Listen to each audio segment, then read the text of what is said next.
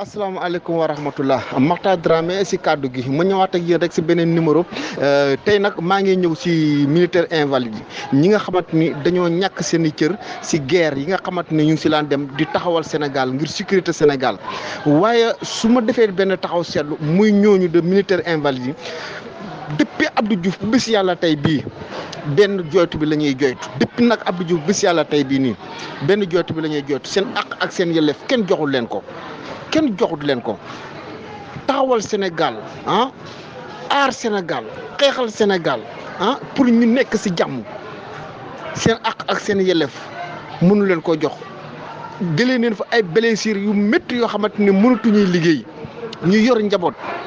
waay xaalis bi ñuy pasar pasare politiciens yi xaalis bi ñuy pasar pasare milliards yi ñuy pasar pasare wallaahi ñee ñoo ko gën a yeyoo ñii ñoo ko gën a yeyoo ñi nga xamante ni yow yaa tax ñu mën a xëy dugg seen oto yu neex dem liggéey ba wàcc dem seen kër tëdd nelaw yu neex ñu nekkal la si àll bi waay nekkal leen si kër gi quand même ñii yàgg nañ di sonn du xeex di jooytu seen ak seen yelleef kenn joxul leen ko kenn wuyuwul leen xoolal tey jii nii ñii tey seen yaakaar jeex ba ne dañuy taal seen bopp ba jël essence ne dañuy taal seen bopp. grève de la faim depuis kañ waaye ngir jëmi rasulilaay nañu gëstoo militaire yii nga xamante ni tey ñun suñu nelaw ba yandoor ñoom ñoo tax na leen gëstu jox leen seen ak seen yelleef ñii yàgg nañuy sonn yàgg nañuy jooytu depuis Abdou Diouf bis yàlla tey bii ñii du leen jox seen ak seen yelleef lillahi wa rasuli waa Sénégal nguur gi bees gii gëstu leen ñii nga xamante ni ñooy militaires yi nga xam ne ñoo tax ñun ñuy doxe suñuy soxla. ci nag jarul muy gudd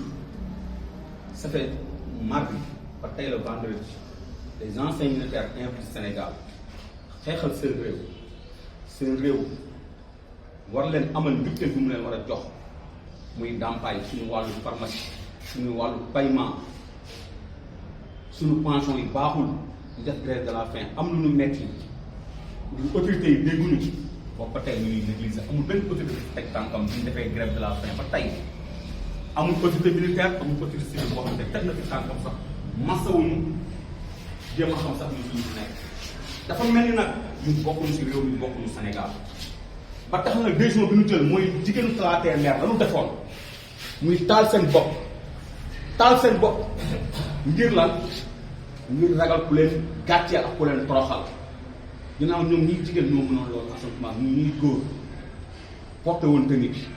lii nag ñuy def dañ koy def pour histoire Sénégal dégg ko xam ko lii essence la ngeen ñëpp gis nañ ko butéel bu mag baa ngi nii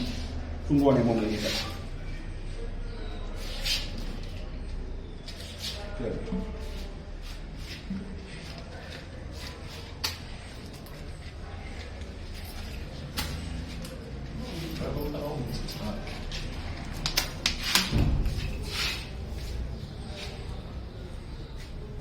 Sénégal dama bëgg Sénégalais ngeen yeewu ñun amuñu lu ñuy tiit amuñu lu ñuy ragal nous sommes des grands monsieur ñun ay noble lañu monsieur le président de la république man la Ibrahima Ndoye bu naan Ibrahima Ndoye bu Sonko ñun dañ la xeexal mais dignement lañ ko xeexee suñu xol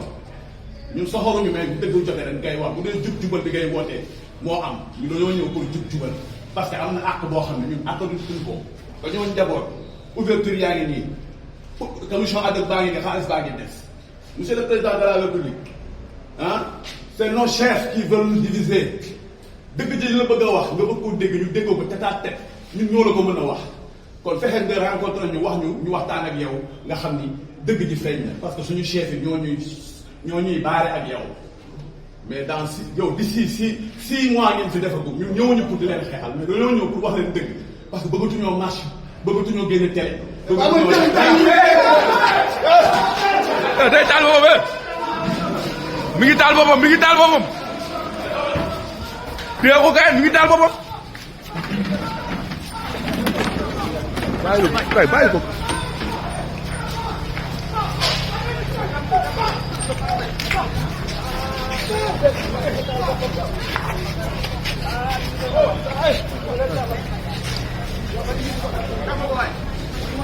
buur essence de buur day taal boppam daa ñun ay rescapés de guerre lañ ñu nga ñëw liggéeyal suñu réew ñu metti na ay metti na état bi kenn ñëw fi kii de mu ni lay daal boppam lii de la ñuy fay nguuru Sénégal lii la ñuy fay invalide dafa doon li nga xam ne méttee oh bien de la fin la dem def ndeysaan di nga seen ak seen yëngu ndeysaan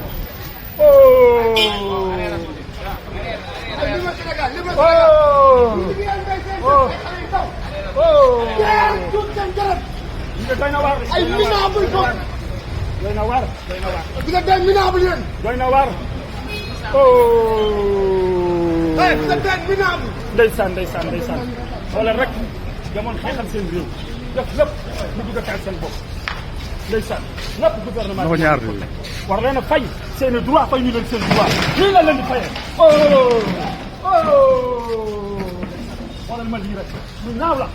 lu ñaaw ñu koy ñu leen koy def ñu taal seen bopp